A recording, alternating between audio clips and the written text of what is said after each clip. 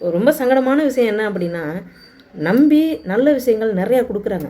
"எப்பா இத சொல்லுங்க, மக்களுக்கு இது தேவை."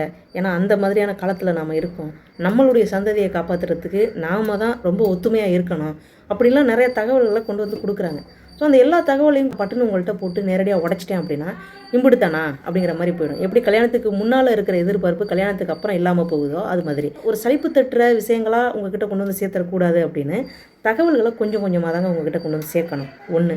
2வது நீங்க யோசிக்கணும், சிந்திக்கணும். நான் சொல்ற ஒவ்வொரு வார்த்தைகளையுமே கவனத்துக்கு எடுத்து, அத நீங்க வந்து உங்களுடைய கண்களால பார்க்கும்பொழுது, "ஓ! அவங்க சொன்னாங்க, இங்க நடக்குது.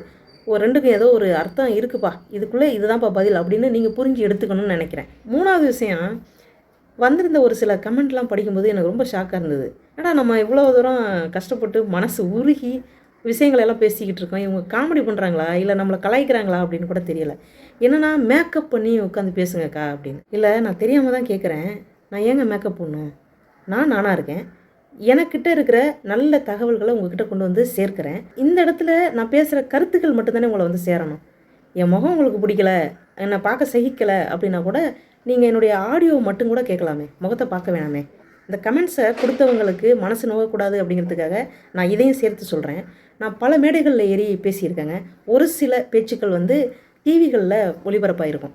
ஸோ அப்படி நான் டிவி சேனல்ல பேசணும் அப்படின்னு போயிருந்தா, நேரா நான் அடுத்தடுத்த ஸ்டெப் அப்படியே மேலே போயிட்டே இருந்திருக்கலாம். எனக்கு இந்த மேக்கப் அப்படிங்கிற விஷயத்துல சுத்தமா உடன்பாடு கிடையாது.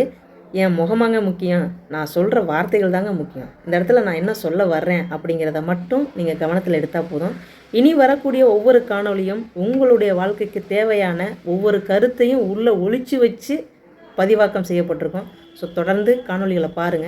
இதில இன்னொரு முக்கியமான விஷயம், நான் சொல்ற கருத்துக்கள் உங்களுடைய மனசுக்கு ஓகே அப்படின்னு தோணுச்சுன்னா, உங்களுடைய வாய் வார்த்தைகளால மத்தவங்கள்ட்ட அத ஷேர் பண்ணுங்க.